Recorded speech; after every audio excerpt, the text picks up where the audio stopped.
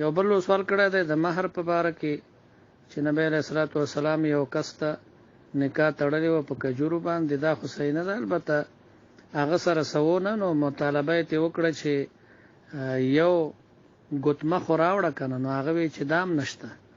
نو به ورته فرمایل قران کریم درته یاد دی؟ وای آو. وای دا مې تا ته درکړه د وجه د تعلیم د قران نه، معنا دا ده چې ته بیا د زنانت ته د قران کریم تعلیم ورکې.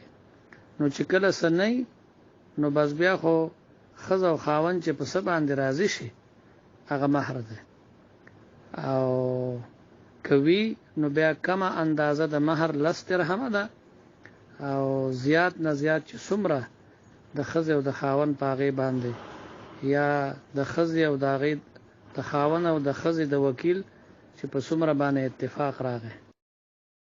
یو بل سوال کړی دی، وای ما د یو برګن والا سره کاروبارو، نو ما به داغه نه یو گاډي واخسته، هغه به استعمال شو، بیا به هغه ما ورکوه واپس، بل گاډي به بیا ما ته راوستو. نو ما به هغه ته هغه گاډي مثلا زما د گاډي قیمت په 6 لک روپۍ، نو هغه ته به مې هغه ورکړه، د هغې په عوض کې هغه ما ته بل نوی گاډي به راوسته په 6.5 لک روپۍ. نو دا خو جایز ده؟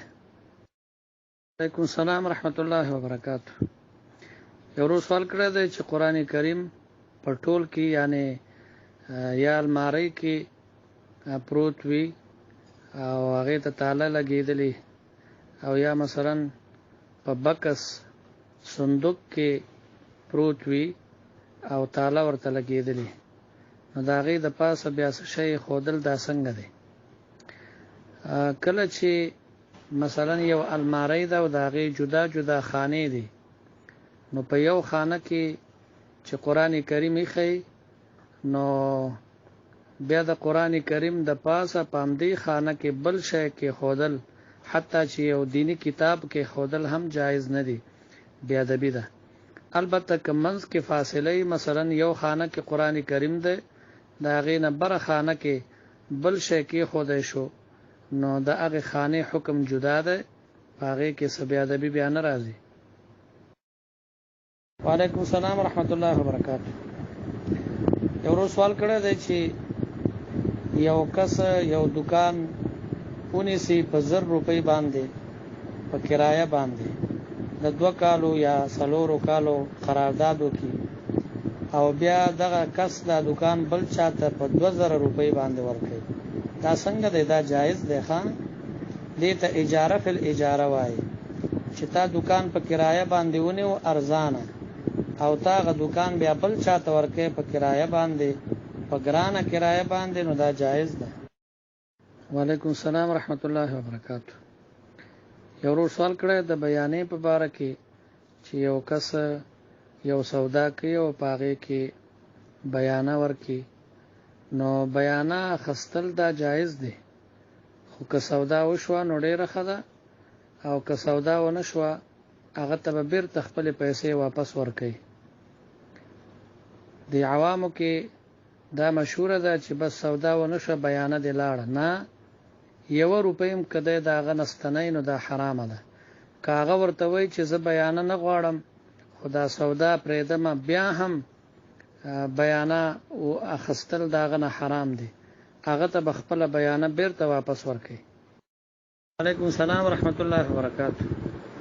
یو سوال کړی د طلاق مبارک، نو که زنانه حامله او که غیر حامله چې طلاق ورکړی شو طلاق واقع کیږي، د حامله او د غیر حامله فرق نشته دی په طلاق کې. یو بل سوال کړی دی د زنانه د تولد نه پس چې کومه بیماری راځي چې هغه ته نفاس ویل کېږي، نو دا هغه اکثره موده 40 ورځې ده، یعنی د 40 نه زیاتیږي نه، نور د 40 نه مخکې چې کم وخت کې ودرېده، کله ورځې پس وا کې 15 ورځې پس وا کې 20 ورځې پس وا، یقین راغی چې بیماری ودرېده، دغه زنانه به غسل کوي او خپل منځونه به جاری ساتي. وعلیکم السلام ورحمت الله وبرکاته. یو سوال کړی امام پسې اقامت کول، نو امام پسې اقامت کول دا وظیفه او حق د مؤذن دی چې څوک اذان وکړي، البته کاغه بل چاته اجازه ورکي نو کوي شي، یا اقامت بل څوک کوي هغه په نه خفقيږي نو بل څوک کوي شي اقامت، خو کاغه خفقيږي نو بیا حقدار هم دغه مؤذن دی. او د بل سوال جواب دا دی چې ویزه یو کس اخستی په 8000 روپۍ او د بیا ګرانه خرڅي نو دا اختیار د تشته دی ګرانه خرڅوي شي.